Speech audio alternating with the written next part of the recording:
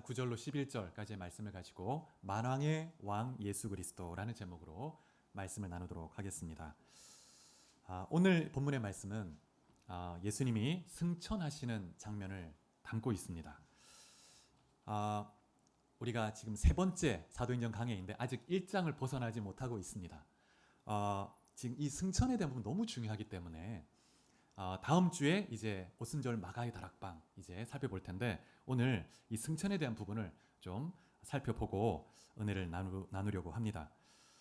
교리적으로도 이 승천에 대한 부분은 정말 중요한 부분입니다. 그래서 사도신경에도 이 부분을 담고 있죠. 하늘에 오르사 전능하신 하나님 우편에 앉아 계시다가 이 부분이 승천과 관련된 고백입니다. 예수님은 지금 어디에 계신가? 그리고 지금 무엇을 하고 계신가? 여러분 이 부분을 묵상해 보셨습니까? 이 부분을 깊이 묵상해 보아야 합니다. 오늘 현재 나의 삶 속에 가장 연관성 있는 예수 그리스도의 사역, 현재 사역, 그것이 주님의 그 승천과 관련이 있기 때문입니다. 예수님의 사역은 세 가지로 나눠 볼 수 있는데 과거, 현재, 미래 사역으로 나눌 수 있습니다. 복음서에 나오는 내용들은 예수님의 과거 사역이죠. 공생의 사역, 또 십자가와 부활, 과거 사역입니다. 그리고 주님의 미래 사역은 주님의 재림과 심판입니다. 주님은 다시 오실 때 심판주로 오셔서 심판하실 것입니다. 악을 멸하고 공의를 실행하실 것입니다. 근데 우리가 보통 예수님의 과거 사역이나 미래 사역에 대해서는 많은 관심을 가지고 있지만 그런데 예수님의 현재 사역에 대해서는 좀 무관심한 것이 사실인 것 같습니다. 그래서 어떤 분들은 예수님의 과거 사역에 대해서 많이 이렇게 생각하고 어떤 분들은 예수님의 미래 사역에 대해서만 좀 집착하는 그런 경우가 있는데 그런데 우리가 정말 현재 사역에 대해서 깊이 묵상해보고 정말 그 주님을 바라볼 수 있어야 합니다. 그래서 오늘 본문을 좀 먼저 살펴보고 이 승천의 의미를 좀 볼 텐데요. 8절에 보시면 오늘 본문 바로 앞절인데 예수님께서 제자들에게 지상 대명령을 주셨습니다. 그것은 뭐냐면 너희가 성령을 입게 되면 그 성령으로 말미암아 권능을 입을 것이다.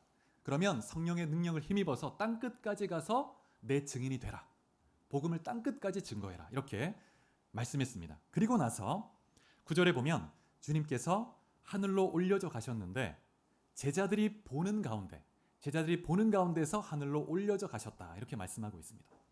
그래서 9절부터 11절 오늘 본문에 보면 보다라고 하는 단어가 5번이나 반복되고 있습니다. 이 짧은 이 세 구절에 보다라는 단어, 특별히 10절에 보면 쳐다본다 하는 단어가 나오는데 이 단어는 어떤 뜻이냐면 눈을 고정시켜서 주목해서 본다 하는 그런 뜻이 있습니다. 그리고 11절에는 보면 좀 더 가볍게 쳐다보는, 관찰하는 그런 의미가 있습니다. 이렇게 시각적으로 본다는 이 단어가 여러 가지 의미의 단어가 5번이나 쓰여지고 있습니다. 이렇게 시각적으로 본다는 단어가 반복적으로 쓰여지는 이유가 있다면 예수님의 이 승천이 사실적인 실제적 사건이라는 것을 강조해 주는 것입니다.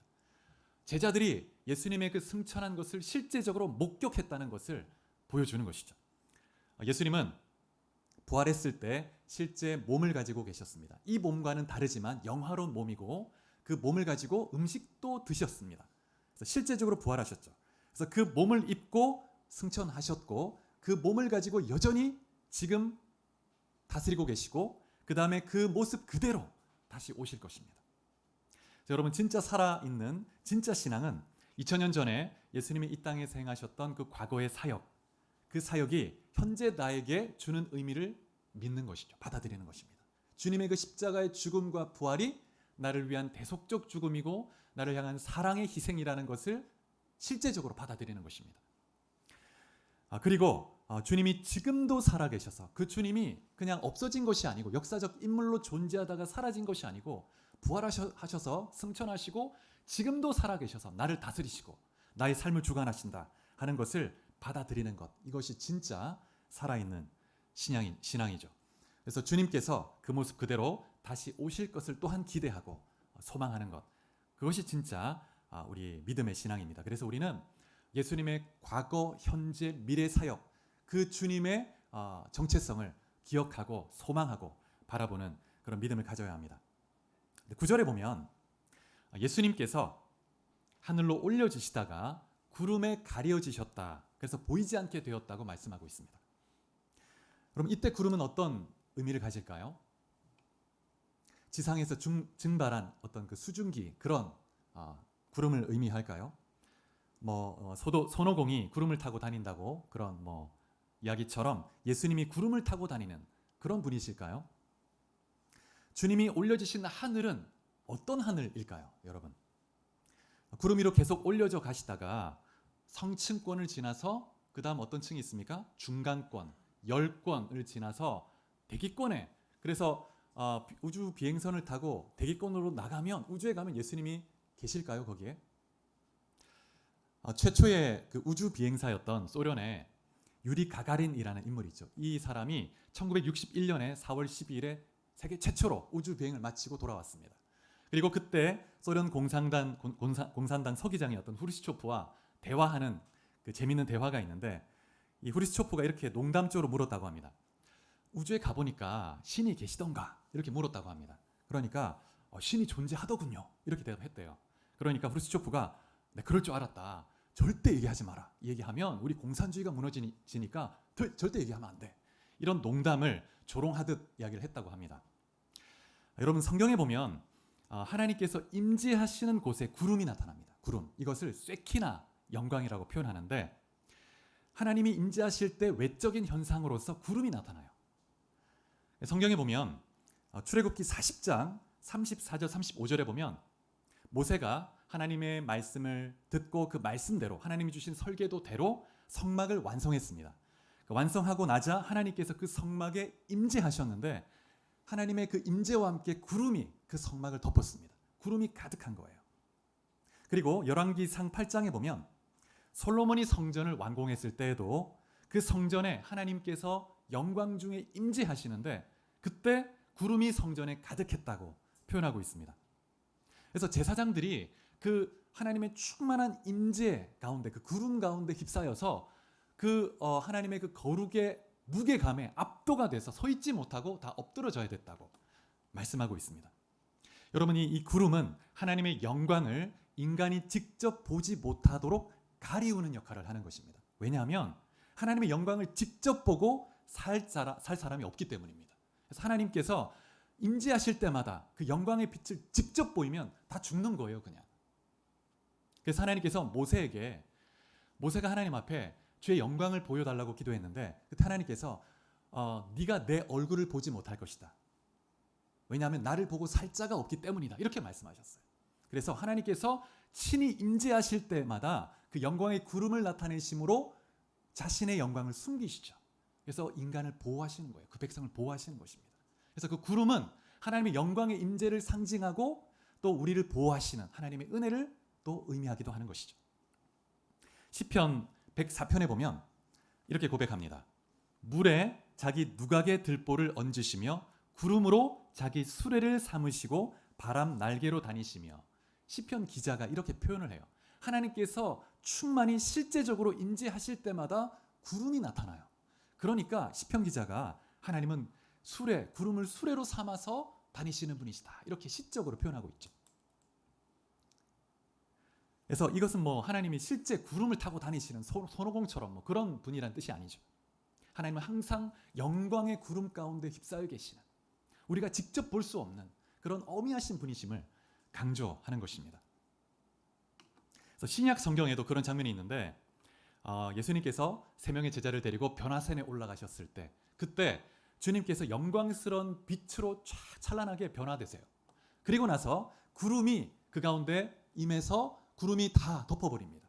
그러면서 구름 가운데 하나님께서 친히 말씀하시죠. 하나님의 그 영광은 친히 드러내지 않고 말씀만 하세요. 그래서 하나님은 너무나 거룩하시기 때문에 우리가 직접 볼 수 없는 그런 찬란한 영광 가운데 계시는 그런 분이십니다. 디모데전서 3장 16절에 보면 예수님이 승천하실 때 이 구름이 나타났던 구름, 주님을 가렸던 그 구름이 영광의 구름이었다고 말씀하고 있습니다. 한번 찾아보겠습니다. 디모데전서 3장 16절. 자, 이 앞에 스크린도 보시고 한번 같이 읽어보겠습니다. 시작. 크도다 경건의 비밀이여 그렇지 않다 하는 이 없도다. 그는 육신으로 나타난 바 되시고 영으로 의롭다함을 받으시고 천사들에게 보이시고 만국에게 전파되시고 세상에서 믿은 바 되시고 영광 가운데서 올려지셨느니라. 이 말씀 마지막에 보면 예수님의 승천을 표현하면서 영광 가운데 올려지셨다 이렇게 말씀하고 있습니다. 그런데 이 영광 가운데라는 이 단어가 표준 세번역 성경에서 이렇게 번역합니다. 그분은 영광에 쌓여서 들려 올려지셨다. 그리고 킹 제임스 버전에서는 영광 속으로 들어가셨다, 올려지셨다 이렇게 말합니다. 그래서 주님께서 그 영광스러움에 휩싸여서 이전에 가지고 계셨던 그 신적 영광으로 돌아가시는 거예요. 그러면서 구름이 나타나서 그의 신적 영광을 가리시는 거죠. 그러면서 올려지신 것입니다. 그래서 우리가 이 구름을 이해할 때 하나님의 그 신적 영광 가운데 함께 나타나는 그 신적 영광을 가리우는 그런 구름으로 이해하면 됩니다. 근데 여기서 우리가 더 나아가서 이 구름에 대해서 어떤 특별한 영적 의미를 더 부여하는 것은 성경 본래 의도를 벗어나는 것이죠. 그래서 우리는 항상 성경이 우리를 안내하는 곳에서 딱 멈출 줄 알아야 합니다. 그래서 주님이 올려지시면서 신적 영광으로 돌아가시는데 올려주신 모습 그대로 다시 오실 것이라고 천사들이 딱 말해 주었습니다. 이 모습 그대로 오실 것이다. 그래서 예수님이 초림 때 2000년 전에 이 땅에 오실 때는 유대 땅 베들레헴 마굿간에 아주 은밀하게 오셨습니다. 오셔서 아주 연약한 한 인간으로 고난받는 종으로 오셔서 고난받으셨죠. 우리를 위해서 대속의 죽음을 당하셨습니다. 그런데 여러분 재림 때는 완전히 다릅니다. 주님이 재림 때는 영광스러운 모습으로 구름을 타시고 영광스러운 가운데 오셔서 온 천하 모든 민족이 다 볼 수 있게 쫙 임하시는 거예요. 그때 두려움으로 온 민족이 떨고 통곡하게 됩니다. 주를 믿는 주의 백성들은 영광 중에 주님 앞에 들림을 받고 주님과 함께 영원한 생명을 누리게 되는 것입니다. 우리 마태복음 24장 30절 말씀을 같이 한번 읽어보겠습니다. 자, 이 앞에 말씀이 있습니다. 시작. 그때에 인자의 징조가 하늘에서 보이겠고 그때에 땅의 모든 족속들이 통곡하며 그들이 인자가 구름을 타고 능력과 큰 영광으로 오는 것을 보리라. 주님이 가신 모습 그대로 오실 텐데 영광스러운 모습으로 모든 민족이 볼 수 있는 동시에 쫙 보는 거예요. 주의 영광이 모든 민족 가운데 찬란하게 드러납니다. 그래서 주님을 믿지 않고 우상을 숭배하고 주님을 거부하고 배반했던 자들은 두려움 속에 떨게 돼요. 그런데 주님은 그 모습 그대로 올리우셨던 모습 그대로 오실 텐데 주님이 영만 이 땅에 내려오셔서 누군가에게 임한다? 이것은 다 거짓말입니다. 믿으시면 안 돼요. 주님은 올리움을 받은 모습 그대로 오시는 것입니다.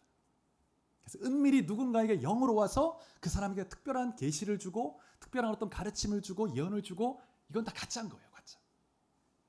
그래서 오늘날에도 많은 이단들이 다 그렇게 얘기합니다. 그래서 예수의 영이 임했다는 거예요. 예수의 영이 임한 재림 예수라는 거예요. 예수 영이 있는 자다. 그럼 그 사람 예수냐? 예수라고 또 하진 않아요. 예수 영이 임했다 이렇게 얘기합니다. 다 가짜인 것이죠. 자, 우리 데살로니가 후서 2장 2절 말씀을 한번 또 찾아보겠습니다. 데살로니가 후서 2장 2절 말씀 같이 한번 읽어보겠습니다. 시작. 영으로나 또는 말로나 또는 우리에게서 받았다는 편지로나 주의 날이 이르렀다고 해서 쉽게 마음이 흔들리거나 두려워하거나 하지 말아야 한다는 것이라. 예, 이 데살로니가 후서는 특별히 재림에 대한 오해를 바로잡기 위해서 바울이 쓴 서신입니다. 이 데살로니가 교회가 특별히 이러한 혼돈이 있었습니다. 거짓 메시지를 전하는 자들이 많이 있었던 거예요. 그래서 바울이 이 재림에 대해서 아주 구체적으로 이제 가르침을 주는데 뭐라고 하냐면 누가 어떤 영을 받아서 어떤 영이 임해서 무언가 예언을 해주고 무언가 가르침을 주면서 주님이 임했다, 이미 임했다, 곧 올 것이다. 그건 다 가짜라는 거예요. 믿지 말라.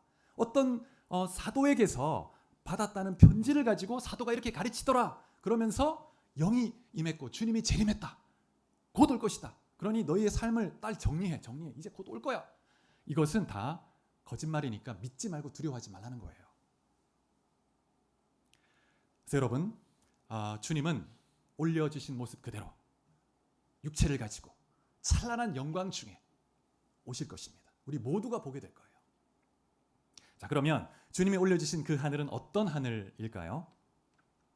눈에 보이지 않지만 실제 하는 영적 세계입니다. 이 모든 만물, 물질 세계는 영적 세계로부터 왔죠.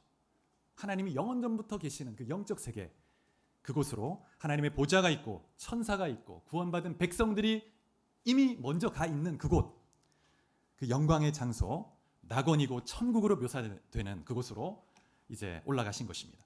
그래서 에녹과 엘리야도 죽음을 보지 않고 들림을 받았죠. 그래서 그곳에 올라갔습니다. 사도 바울은 환상 중에 하나님께서 셋째 하늘이라고 표현하는 그 하늘에, 그 영적 세계로 들림을 받아서 말로 표현하지 못할 것을 보았습니다. 사도 바울이. 종말에 대해서도 바울도 계시를 받았어요. 기록으로 남기지는 않았죠.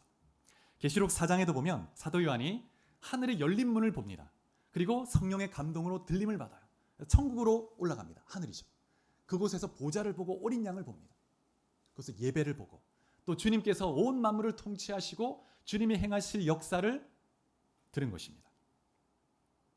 그래서 예수님은 그분께서 원래 계셨던 그곳, 영세전부터 하나님과 함께 영광을 누리시고 영광 가운데 계셨던 그 자리로 올라가신 것입니다. 자, 그러면 예수님이 하늘에 오르셨다는 것이 또 어떤 의미가 있는지 생각해 보겠습니다. 신약 성경에 보면 하늘에 오르셨다, 승천했다고 할 때 항상 따라 붙는 문장이 있습니다. 항상 하늘에 오르셔서 우편에 앉으셨다, 하나님 우편에 앉히셨다는 표현이 같이 따라옵니다. 그래서 승천했다는 것은 예수님이 하나님 보좌 우편의 왕으로 좌정하시는 것을 의미하는 것입니다. 그래서 하늘에 오르셨다는 것은 어떤 의미에서 왕으로서 만왕의 왕으로 왕의 즉위식을 하는 거예요. 대관식을 하는 것입니다. 자, 베드로전서 3장 22절 말씀을 같이 한번 읽어보겠습니다. 자, 3장 22절 시작. 그는 하늘에 오르사 하나님 우편에 계시니 천사들과 권세들과 능력들이 그에게 복종하느니라. 하늘에 오르사 보좌에 앉으셨습니다. 모든 만물, 모든 권세가 그 통치 앞에 복종한다는 거예요. 자, 에베소서 1장 20절부터 22절 또 한번 읽어보겠습니다. 1장 20절로 22절 시작. 그의 능력이 그리스도 안에서 역사하사 죽은 자들 가운데서 다시 살리시고 하늘에서 자기의 오른편에 앉히사 모든 통치와 권세와 능력과 주권과 이 세상뿐 아니라 오는 세상에 일컫는 모든 이름 위에 뛰어나게 하시고 또 만물을 그의 발 아래 복종하게 하시고 그를 만물 위에 교회의 머리로 삼으셨느니라. 예. 그래서 예수 그리스도를 죽은 자들 가운데서 살리시고 하늘에서 자기 오른편에 앉히셨다. 이렇게 말씀합니다. 그래서 예수님은 십자가와 부활을 통해서 속죄의 사역을 이루시고 그 다음에 40일 동안 제자들에게 그 부활을 실제적으로 증거하신 다음에 그 다음에 영광 중에 들림을 받았습니다. 그리고 보좌에 좌정하셔서 하늘과 땅의 모든 권세를 가지고 만물을 통치하시는 거예요. 그래서 마태복음 28장 18절에 보면 하나님께서 하늘과 땅의 모든 권세를 내게 주셨으니 성부 하나님께서 그리스도에게 모든 권세를 위임하고 통치권을 위임한 거예요. 그리고 이제 그리스도께서 만물을 통치하는 것입니다. 산자나 죽은 자가 또 음부까지도 다 주의 통치 아래 놓여지게 되는 것입니다. 그래서 만왕의 왕으로 다스리신다는 것이죠. 그래서 주님은 지금도 그 보좌에 좌정하고 계십니다. 그리고 가끔씩 일어나시죠. 보좌에서 스데반이 순교할 때 그 스데반의 그 순교하는 모습 보면서 주님이 일어나서 스데반을 맞이해 주세요. 너무나 영광스러운 모습이죠. 여러분, 주님께서 여러분 한 사람 한 사람의 삶을 생사화복을 주관하시고 다스리고 계십니다. 지금 그 어떠한 나라의 통치자, 권력자보다 더 높은, 더 위대한 왕이 예수 그리스도이십니다. 그분이 우리의 왕이시죠. 우리의 통치자이십니다. 그분을 믿고 의뢰할 때 우리는 안전합니다. 안전합니다. 그러면 그 통치는 언제까지 계속될까요? 자, 우리 고린도전서 15장 23절부터 26절 한번 찾아보겠습니다. 고린도전서 15장 23절로 26절 조금 긴데요. 같이 한번 읽어보겠습니다. 시작. 그러나 각각 자기 차례대로 되리니 먼저는 첫 열매인 그리스도요, 다음에는 그가 강림하실 때에 그리스도에게 속한 자요, 그 후에는 마지막이니 그가 모든 통치와 모든 권세와 능력을 멸하시고 나라를 아버지 하나님께 바칠 때라. 그가 모든 원수를 그 발 아래에 둘 때까지 반드시 왕노릇 하시리니 맨 나중에 멸망받을 원수는 사망이니라. 고린도전서 15장은 부활장입니다. 부활에 대해서 아주 길게 설명하고 있는데, 이 바울이 당시에 이 헬라 사람들은 육체의 부활을 믿지 않습니다. 어리석은 것으로 생각하고, 헬라인들의 그 헬라 철학은 이 물질 세계는 악한 것입니다. 그래서 그들에게 있어서 구원은 이 육을 벗고 물질 세계를 벗고 신적인 어떤 그 이데아라고 표현하죠. 신적인 존재에게 내가 연합되는 것. 그게 구원인 거예요. 근데 복음을 전하는 그리스도인들이 예수님이 신이 육으로 부활을 다시 했다고 하니까 이게 믿을 수가 없는 거예요. 그래서 고린도 교회 가운데 그런 혼동이 있었습니다. 그래서 부활에 대해서 구체적으로 설명해 주는 것입니다. 그런데 23절에 보면 부활의 차례가 있다는 거예요. 순서가. 처음 순서는 예수 그리스도입니다. 그래서 첫 열매라고 표현합니다. 첫 열매예요. 그 다음은 언제냐면 주님이 다시 오실 때 예수 그리스도를 믿고 이 세상을 떠난 자들이 거룩한 몸을 입고 주님이 입었던 부활의 몸 같은 그 영원한 생명의 몸을 입는 거예요. 그리고 주님과 함께 영원히 생명을 누리게 되는 것입니다. 그리고 주님께서 이 땅의 모든 악을 심판하고 멸하시고 그 다음에 그 나라를 하나님께 다시 바쳐드린다는 거예요. 그러고 나서 이제 악한 원수들은 영원한 지옥불에 들어가는 것입니다. 그래서 주님께서 승천하신 때부터 재림하셔서 원수를 멸할 때까지 주님의 권세, 통치가 계속되는 것입니다. 넓은 의미에서 주님의 통치는 그 이후에도 성부, 성자, 성령 하나님이 하나가 되셔서 영원히 통치하십니다. 그러나 구속 사역의 역사 안에서 승천 때부터 주님의 재림하셔서 이 모든 악을 멸하시는 그때까지 특별히 주님이 만왕의 왕으로 통치하시는 그런 왕으로 세워주신 거예요. 근데 그 주님이 지금 살아계시고 다스리신다는 것입니다. 근데 그 만왕의 왕이신 주님이 교회의 머리가 되신다는 거예요. 교회의 주권자가 되신다는 겁니다. 그 누가 감히 교회를 건들 수 있겠습니까? 그래서 사도신경에 이 승천에 대한 부분이 중요하게 언급이 되고 있죠. 하늘에 오르사 전능하신 하나님 우편에 앉아 계시다가 저리로서 산자와 죽은 자를 심판하러 오시리라. 이 고백은 이렇게 의역을 할 수 있습니다. 하늘에 오르사 전능하신 하나님 우편에 앉으셔서 만유의 주로 우주 만물을 통치하시다가 또 교회의 머리가 되셔서 교회를 보존하시다가 거기로부터 재림하셔서 산자와 죽은 자를 심판하실 것이다. 이런 고백을 담고 있는 것입니다. 자, 그러면 예수님이 하늘에 오르시고 보좌 우편에 앉아 다스리심으로 말미암아 우리가 어떤 은혜와 어떤 축복을 누리는가? 첫 번째, 예수 그리스도는 하나님 보좌 우편에 앉으셔서 성도들을 위해서 기도하십니다. 변호하시고 기도하십니다. 우리 말씀을 찾아보겠습니다. 로마서 8장 34절. 로마서 8장 34절. 자, 시작. 누가 정죄하리요? 죽으실 뿐 아니라 다시 살아나신 이는 그리스도 예수시니 그는 하나님 우편에 계신 자요 우리를 위하여 간구하시는 자시니라. 주님이 하나님 우편에 계신데 우리를 위해서 간구하신다고 말씀합니다. 여러분, 누군가 날 위해서 기도한다고 할 때 힘이 되죠. 여러분, 부족하지만 제가 날마다 여러분의 이름을 부르며 기도합니다. 또 힘이 되시나요? 예. 근데 예수님께서 나를 위해서 기도하신다는 거예요. 야, 뭐 예수님 기도면 충분하죠. 더 뭐가 필요하겠습니까? 우리를 위해서 기도하신다는 거예요. 그런데 요한 1서 2장 1절에 보면 예수님이 우리의 죄를 변호하신다. 그래서 대언자가 되신다고 말씀하는데 한번 읽어보겠습니다. 요한 1서 2장 1절 시작. 나의 자녀들아 내가 이것을 너희에게 쓰면 너희로 죄를 범하지 않게 하려 함이라. 만일 누가 죄를 범하여도 아버지 앞에서 우리에게 대언자가 있으니 곧 의로우신 예수 그리스도시라. 예수님께서 우리의 대언자가 되셔서 우리를 대신해서 변호해 주신다는 거예요. 우리가 죄를 범했을 때. 이 대언자라는 말은 보혜사라는 말과 똑같은 말입니다. 보혜사라는 말은 변호자, 도움을 주는 헬퍼, 우리 곁에 부름을 받아서 우리와 함께하며 도와주고 변호하고 이끌어주는 그런 존재를 의미합니다. 예수님께서 하나님 보좌 우편에서 우리를 위해서 변호하신다는 거예요. 왜냐하면 사단이 끊임없이 성도를 참소하기 때문입니다. 사단은 거짓의 영이고 참소하는 영입니다. 끊임없이 우리의 마음을 정죄하고 비난하고. 그래서 예수님께서 이 땅에 계실 때도 제자들을 위해서 기도하셨는데 누가복음에 보면 22장에 베드로를 위해서 이런 말씀을 하셨어요.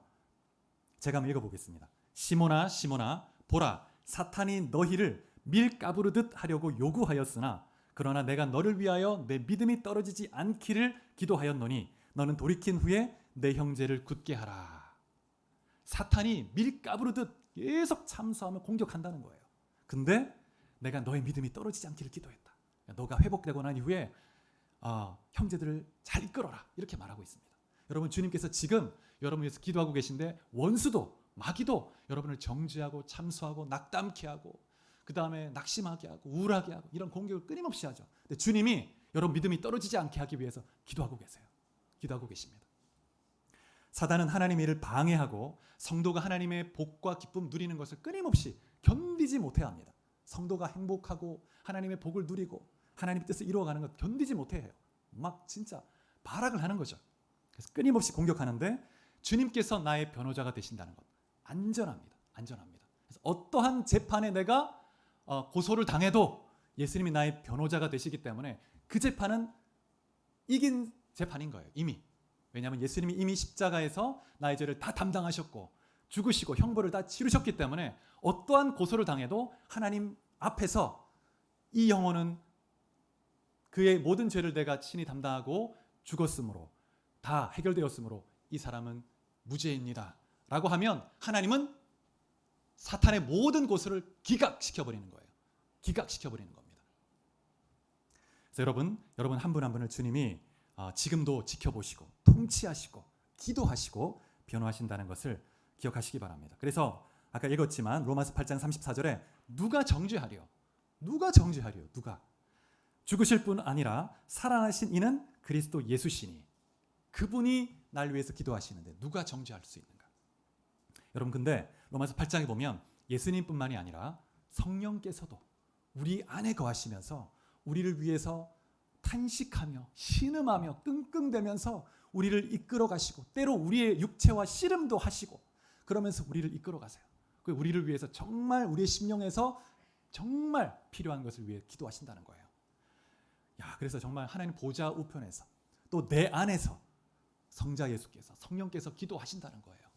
너무나 놀라운 은혜죠. 그래서 여러분 이러한 은혜가 있기에 이런 기도가 있기에 여러분이 지금도 이렇게 이 자리에서 예배하고 이렇게 믿음으로 걸어가고 있는 거예요. 이 은혜가 있는 겁니다. 눈에 보이지 않지만 그 기도가 있어서 있는 것입니다. 신명기 1장 31절 말씀을 한번 읽어보면 좋겠습니다.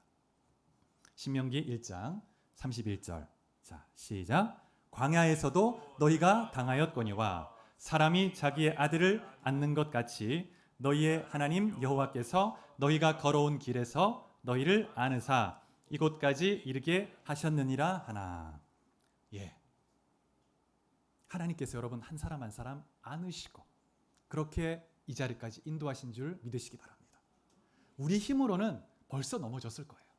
주님께서 안아서 정말 혹여나 막 쓰러지고 넘어지고 다칠까 딱 안아서 이렇게 이끌어 주신 것입니다.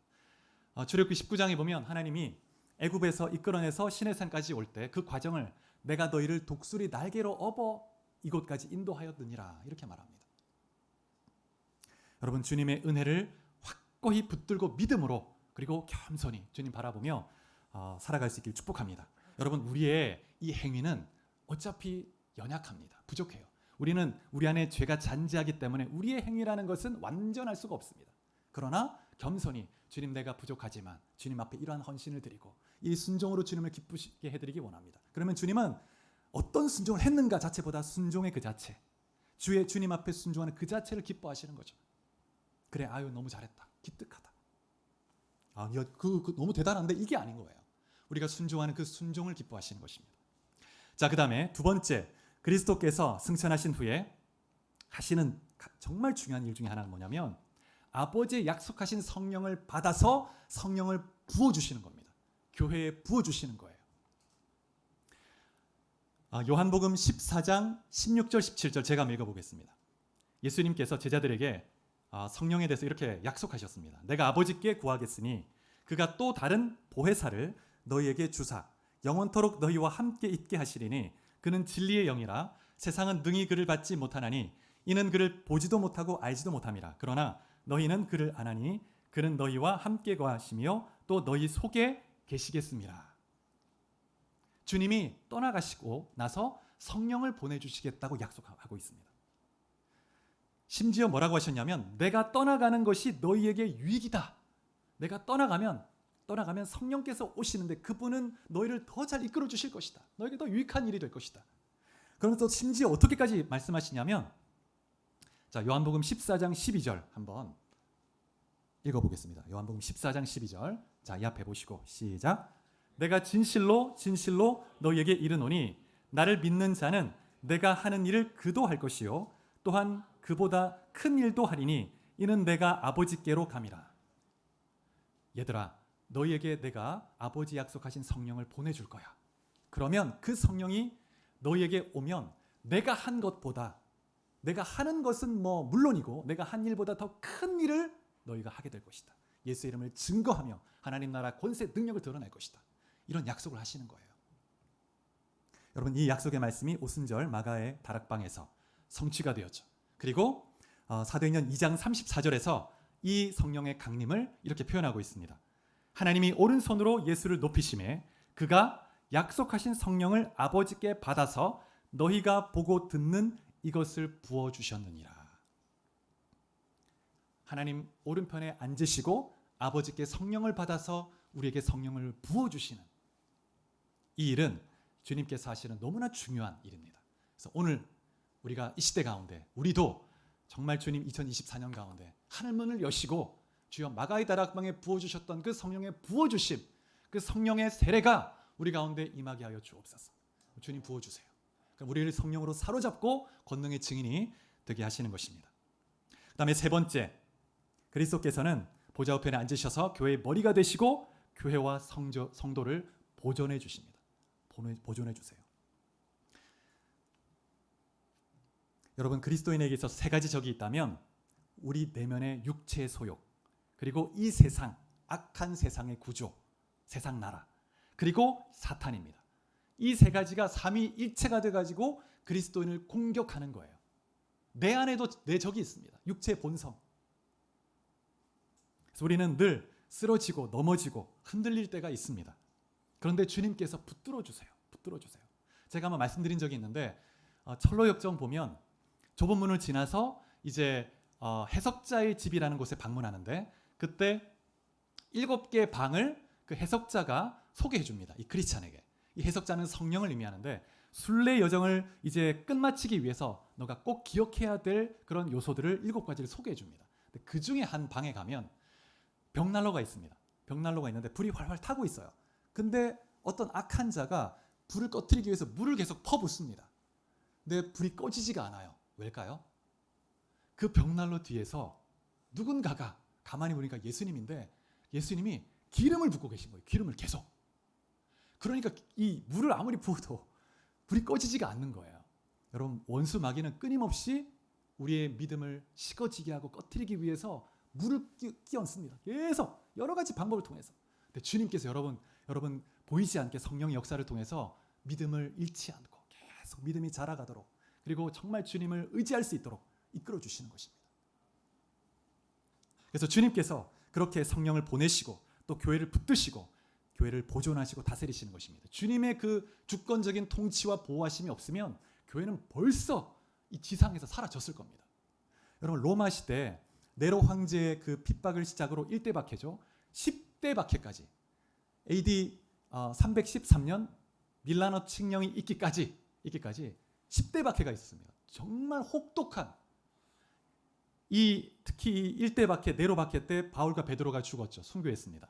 이 네로 시대 이 박해, 로마 시대 이 박해는 마지막 때 주님이 오시기 직전에 적그리스도의 세력이 교회를 조직적으로 핍박할 거예요. 그 예표가 됩니다. 그래서 어떤 핍박을 받았는지, 초대교회가 어떻게 믿음으로 승리했는지를 보면 이제 마지막 때 우리가 어떻게 정말 우리 마음을 딱 깨어서 기도하며 서야 될 것인지를 깨닫게 됩니다.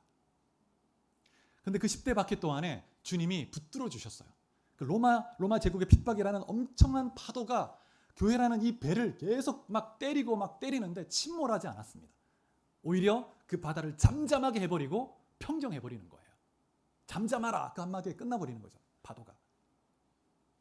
그래서 교회를 주님이 붙들어 주십니다. 어쩌면 우리 주님 사랑교회 힘든 시간들을 거쳐왔죠. 주님이 붙들어 주셨습니다. 주님이 주인 되세요. 그래서 주님이 오시는 그날까지 주님 사랑교회가 계속될 겁니다. 그리고 이 땅 가운데 주의 영광과 통치를 드러내고 영혼을 살리고 제자를 세우고 다음 세대를 일으키고 주의 뜻을 행할 줄 믿습니다. 그래서 여러분, 우리가 늘 영적 전쟁 가운데 있습니다. 보이지 않지만 보이지 않는 영적 세계 가운데 치열한 전쟁이 일어나고 있습니다. 여러분을 위해서 주님이 기도하고 계시고 천사를 보내가지고 보호하기도 하시고, 근데 원수는 계속 공격하죠. 낙심케 하고 또 교만하게 하고 여러 가지 방법으로 막 공격합니다. 보이지 않는 세계 속에서 엄청난 전쟁이 일어나고 있습니다. 지금 우리가 지금 중동이나 또 중앙아시아 여기서 전쟁이 어떻게 일어나고 있는지, 우크라이나나 또 러시아가 어떻게 싸우고 있는지 잘 모르잖아요. 근데 가끔씩 들려오는 그 뉴스를 보면 지금도 치열하게 막 사람이 죽고 있구나. 치열하게 막 싸우고 있는 거예요, 지금. 기도해야 되겠죠. 그런 것처럼 여러분, 보이지 않는 영적 세계, 우리가 느끼지 못하고 보이지 않지만 치열하게 전쟁이 일어나고 있습니다. 전쟁이. 그래서 우리가 깨어나야 됩니다.